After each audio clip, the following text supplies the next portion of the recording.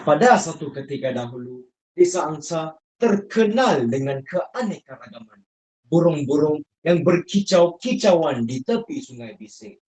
Penduduk desa Angsa amat bangga dengan keindahan alam semula jadi mereka. Namun, dengan berkembangnya bandar di hulu sungai, bahan pencemar mulai mengalir ke Sungai Bising. Pohon-pohon di tepi sungai mulai layu dan ikan-ikan mati keracunan. Burung-burung yang dulunya berkicau riang di pagi, hari kini semakin berkurangan. Kehilangan burung-burung itu bukan sahaja mengubah lanskap desa, tetapi juga meredam semangat masyarakat. Salam sejahtera saya ucapkan kepada tuan-tuan dan puan-puan yang dihormati sekalian. Saya, Arian Alfred, merupakan pelajar dari SMK St. Paul, Seremban. Berdirinya saya di sini untuk menyampaikan ucapan awam bertajuk kebersihan sungai mencerminkan pembangunan sahsia masyarakat bertamadun bersempena Hari Sungai Sedunia 2023. Kehidupan warga negara kita berkembang di tepian sungai, menjadi saksi bisu perkembangan peradaban dan kebudayaan kita yang kaya. Dari setiap titisan airnya, sungai membawa harapan, kehidupan, dan pertumbuhan bagi warga negara dan ekosistem tanah air kita. Tambahan pula, adakah ia mengejutkan bahawa lebih 2/3 penduduk dunia bergantung kepada sungai untuk air minuman mereka. Sungai yang bersih memainkan peranan yang amat signifikan untuk menyediakan air yang selamat dan boleh diminum kepada kita manusia. Bagi banyak masyarakat, sungai mempunyai konotasi masalah dan dianggap suci. Kebersihan sungai mendukung aspek rohani ini, memperdalam kepercayaan dan nilai-nilai agama.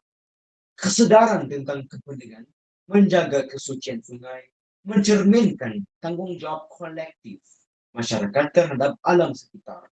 Masyarakat yang bertamadun akan memahami implikasi jangka panjang tindakan mereka dan akan berusaha menjaga sumber daya alam yang membentukkan masyarakat yang bertanggung jawab.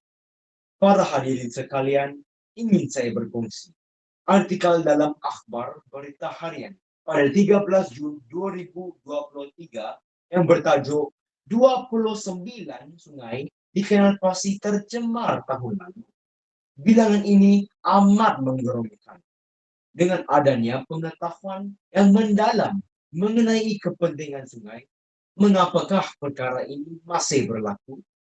Persoalan yang bergawang-gawang di minda saya ialah, adakah kita sebagai anak Malaysia benar-benar menjunjung tinggi serta bersyukur terhadap kewujudan sungai di tanah air kita? Adakah kita sebagai anak Malaysia memelihara sungai dengan sesungguhnya?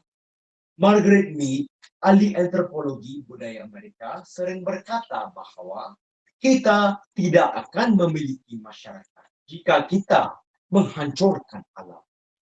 Jika ditinjau dari perspektif alternatif, sungai yang bersih menunjukkan betapa pentingnya pendidikan alam sekitar dan kesedaran masyarakat terhadap kepentingan menjaga alam sekitar.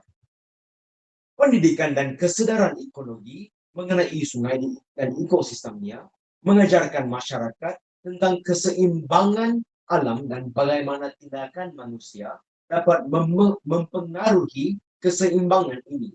Masyarakat yang bertamadun akan memastikan generasi muda diberi pendidikan yang sesuai tentang kepentingan menjaga alam. Beralih ke jendela lain pula, air yang bersih adalah asas untuk kesihatan masyarakat. Tanpa air yang bersih, penyakit boleh merebak dan kesihatan awam boleh terjejas.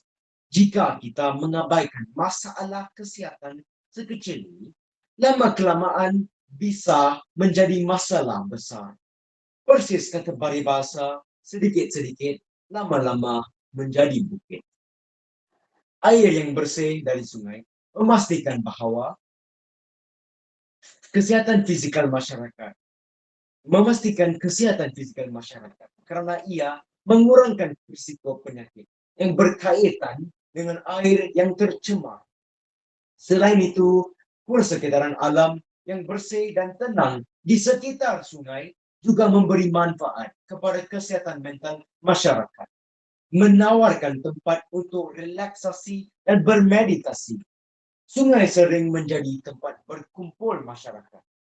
Aktiviti di sungai seperti perkelahan atau festival dapat mengukuhkan hubungan sosial dan memperkukuh ikatan ekonomi. Bak kata peribahasa, berat sama dipikul, ringan sama dijinjing. Sungai yang bersih boleh menjadi pusat kegiatan komuniti, berkisar dari acara sosial hingga aktiviti pendidikan.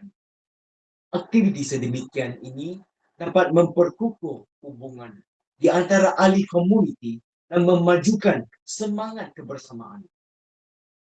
Intihannya sudah terang lagi bersuluh bahwa sungai yang bersih sudah tentunya mendatangkan pelbagai kemaslahatan terhadap sasial masyarakat yang bertamadun.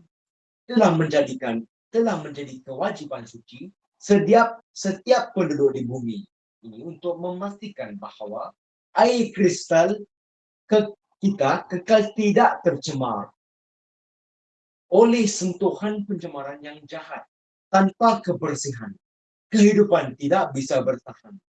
Sungai-sungai kita telah membuai tamadun, memelihara ekosistem, dan mengilhami pelbagai kisah keindahan dan keajaiban. Namun, dalam bayang-bayang kemajuan, sungai telah menanggung beban pengabaian dan eksploitasi. Akhir kata, satu persoalan untuk Anda semua.